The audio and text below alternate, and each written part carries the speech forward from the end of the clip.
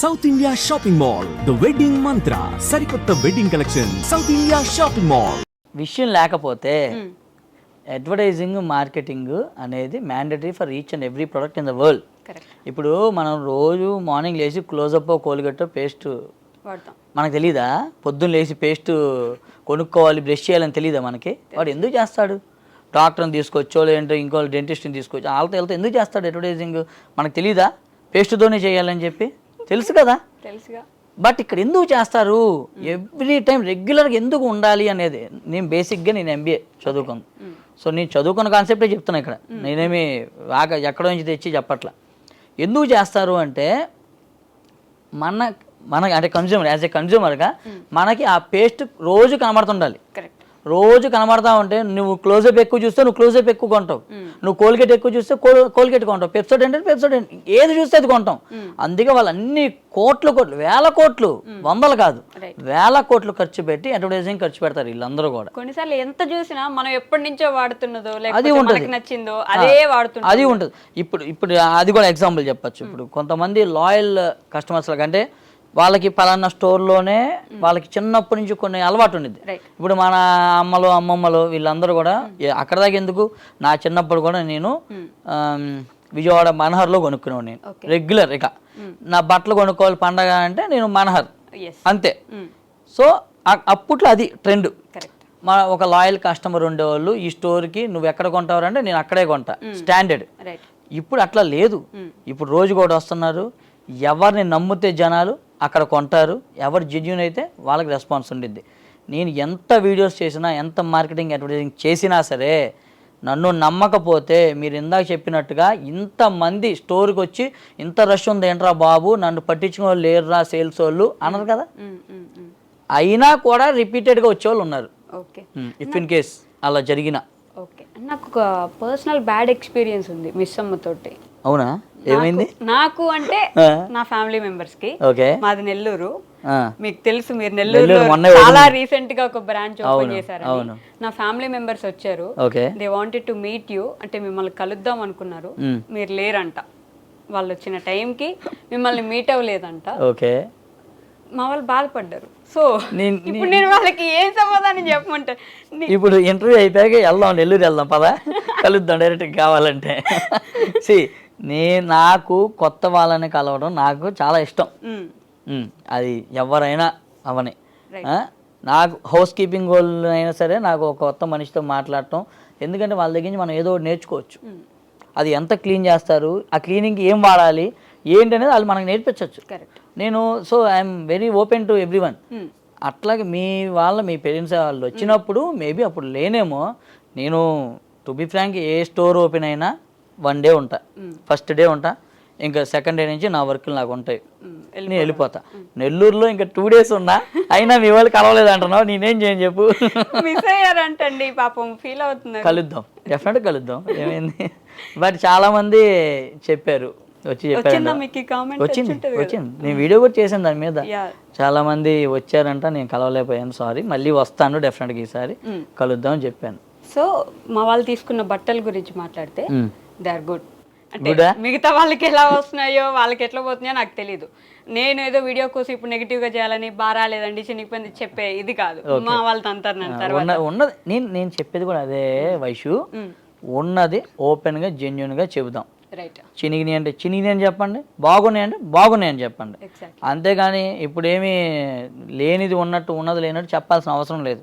నేనైతే ఉన్నది ఉన్నట్టు మొహం మీద చెప్తా. ఎస్పెషల్లీ ఇప్పుడు బాగాలేవని చెప్తే నన్ను తంతారు కాబట్టి కెమెరాల నుంచి వచ్చి మా ఇంట్లో వాళ్ళు సో బాగున్నాయి, సో మీ వాళ్ళు సాటిస్ఫైడ్, మా వాళ్ళు సాటిస్ఫైడ్. కానీ ఒక 560 మంది అన్సాటిస్ఫైడ్ పీపుల్ ఉన్నారు.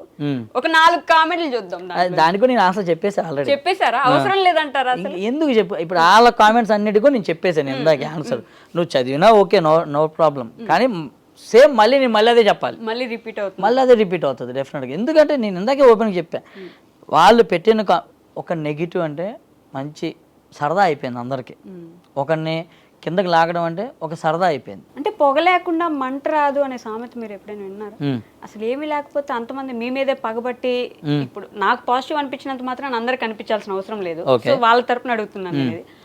అందరికీ అంతే పాజిటివ్గా అనిపించకపోవచ్చు, అందరికీ అంతే నిజంగా నచ్చుండకపోవచ్చు, మీ మీదే అందరికీ అంత గ్రడ్జ్ ఉండకపోవచ్చు, నిజంగానే వాళ్ళు అలాంటి కామెంట్స్ పెట్టుండొచ్చు, వాళ్ళకి నిజంగా అట్లాంటి ఎక్స్పీరియన్స్ ఉండుండొచ్చు, మరి వాళ్ళ గురించి ఏమంటారు? అదే నేను చెప్పేది, అక్కడ ఎవరికన్నా నిజంగా జరిగితే వచ్చి మా దాంట్లో కామెంట్స్ పెట్టాలి కదా, స్టోరీకి రావాలి కదా, అడగాలి కదా. ఇంకోటి చెప్తాను, ఇప్పుడు మార్కెట్లో నీకు తెలిసి ఈ శారీస్ ఫీల్డ్లో ఎంతమంది తెలుసు? వీడియోస్ చేసేవాళ్ళు, వీడియోస్ చేసి ఇలా నాలాగా చేసేవాళ్ళు, కొంచెం ఇట్లా చేసేవాళ్ళు ఎంతమంది ఉన్నారంటావు? 10 మంది ఉన్నారా? ఉండొచ్చు.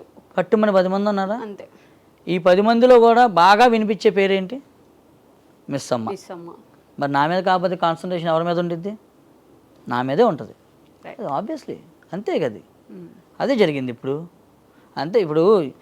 ఇప్పుడు సేమ్ బిజినెస్లో ఇంకా పెద్ద పెద్ద బ్రాండ్లు అల్లీళ్ళు ఉన్నారు కదా. ఇప్పుడు నేను షార్ట్ టర్మ్లో వచ్చి వీళ్ళందరినీ దాటేసి వెళ్ళిపోతుంటే వాళ్ళకి ఎలా ఉండిద్ది? ఎలా ఉంటుంది జనరల్గా? ఈగో హర్ట్ అవుతుంది. అది ఇప్పుడు హీరో అందరు ఉన్నారు, దేవరకొండ వచ్చి విజయ్ దేవరకొండ వచ్చి వీళ్ళందరూ పక్క జరగండి నేను వచ్చేసాను అర్జున్ రెడ్డితో అంటే వాళ్ళందరికీ ఎలా ఉంటుంది? అలానే ఉండిద్ది ఇక్కడ కూడా. అదే జరిగింది, జరుగుతుంది. మీరు చాలా ప్రౌడ్గా ఫీల్ అవుతున్నట్టున్నారు కదా, అంటే మిస్ అమ్మ బాగా ఇదైంది, ప్రౌడ్ బాగా వెళ్తుంది, బాగా వెళ్తుంది అన్నది అది హ్యాపీనెస్, ప్రౌడ్ కాదు. నా మాటలో నీకు ఎప్పుడైనా ఒక ప్రౌడ్నెస్ కానీ లేదంటే నన్ను కలిసిన వాళ్ళని ఒక్కళ్ళని చెప్పమని చెప్పు, నేను ప్రౌడ్గా ఫీల్ అవుతాను అని చెప్పి గర్వంగా, ఆ డిఫరెంట్ కైండ్ ఆఫ్ వేరు. ఓకే ఓకే, ఇది పాజిటివ్ కైండ్ ఉంటుంది కదా డెఫినెట్గా. ఇప్పుడు మనం ఇస్తామా అన్న ఫీల్ అందరిలో వచ్చింది, నేను తాగలిగాను అంటే తీసుకురాగలిగాను, అందరూ చెప్తున్నారు నాకు వచ్చి అంటే ఇప్పుడు అది వచ్చి నాతో చెప్తారు మిస్ అమ్మ మాది కాదు మనదే దిలీప్ అంటారు. వచ్చి అన్నప్పుడు ఆనందం నాకే తెలుసు, ఆ హ్యాపీనెస్ ఆ టైంలో రిసీవ్ చేసుకునేది నేను కాబట్టి నాకే తెలుసు అది ఎంత ఆనందపడతాను. ఎందుకు ఇప్పుడు కొంచెం పెద్దవాళ్ళు అయితే నా తమ్ముళ్ళలాగా ఉన్నావు, నాకన్నా పెద్దవాళ్ళు నా తమ్ముళ్ళలాగా ఉన్నావు అంటారు, ఇంకా పెద్దవాళ్ళు నా కొడుకులాగా ఉన్నావయ్యా మనవడిలాగా ఉన్నావయ్యా అంటారు. లేడీస్ వచ్చి చిన్నపిల్లలతో తీసుకొచ్చి మామయ్యమ్మ మామయ్యమ్మ అంటే గోల్డ్ చైన్ వేసారు ఎప్పుడైనా? నా మేనకోడలకి వేసా. ఓకే, మీ మేనకోడలకి వేసారు. సో మిస్ అమ్మ మీరు ఏమంటారంటే ఎప్పుడు లేడీస్కి సపోర్ట్ చేయాలి, ఆడవాళ్ళు ముందుకెళ్ళాలి, ఆడవాళ్ళు బిజినెస్లో ఉండాలి ఇలా అంటుంటారు కదా. మళ్ళీ మీరే మిస్ అమ్మని ఎప్పుడు ఎవరికి ఇవ్వము అంటే దీనికి ఏమంటారు? మనం ఫ్రాంచైజ్ ఇచ్చే ఆప్షన్ ఉంటది కదా, నేను ఎవరికి ఇవ్వను, మిస్ అమ్మ నాది, కానీ లేడీస్ అందరూ బాగుపడాలి అంటే వాళ్ళకి ఏమైనా మీరు ఫ్రాంచైజ్ పెట్టించి వాళ్ళకి సపోర్ట్ చేస్తే బిజినెస్ లో ఉమెన్ ముందుకెళ్లే ఛాన్స్ ఉంటుంది కదా అనే క్వశ్చన్ వస్తుంది కదా.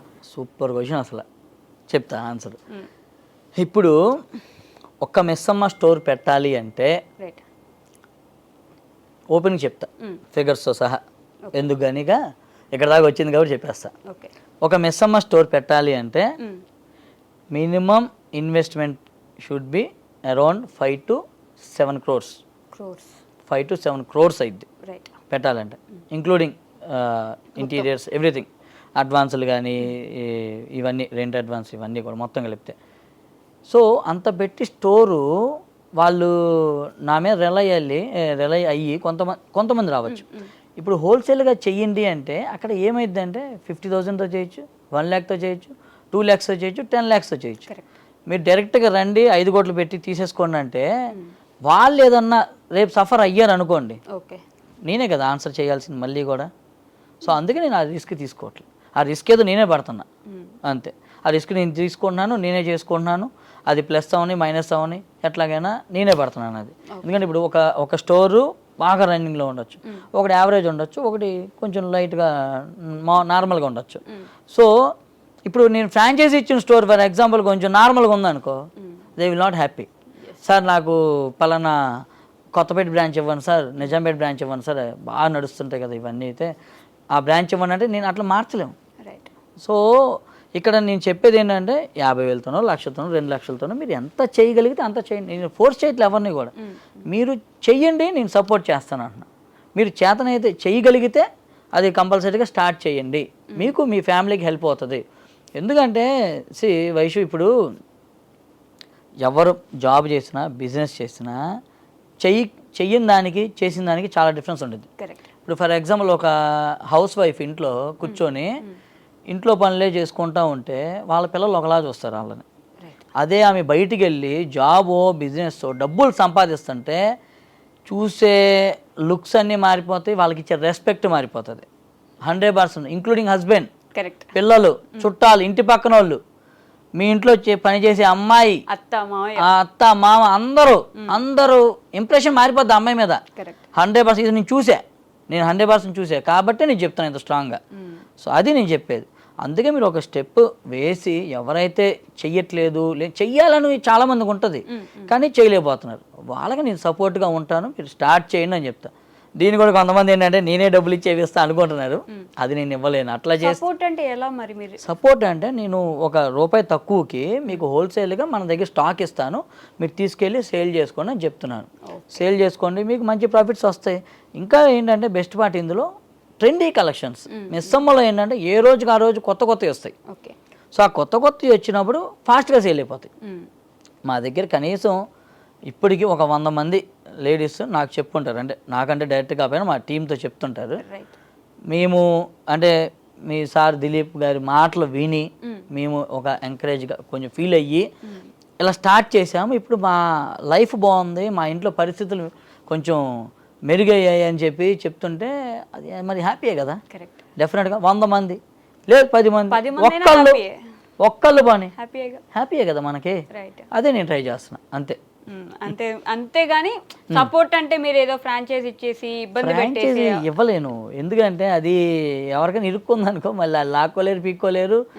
దానికి నేను ఆ టైంలో నేను కూడా ఏం చేయలేను. అట్లా కొన్ని కండిషన్స్ ఉంటాయి డెఫినెట్గా, చాలా ఉంటాయి, కొన్ని కాదు.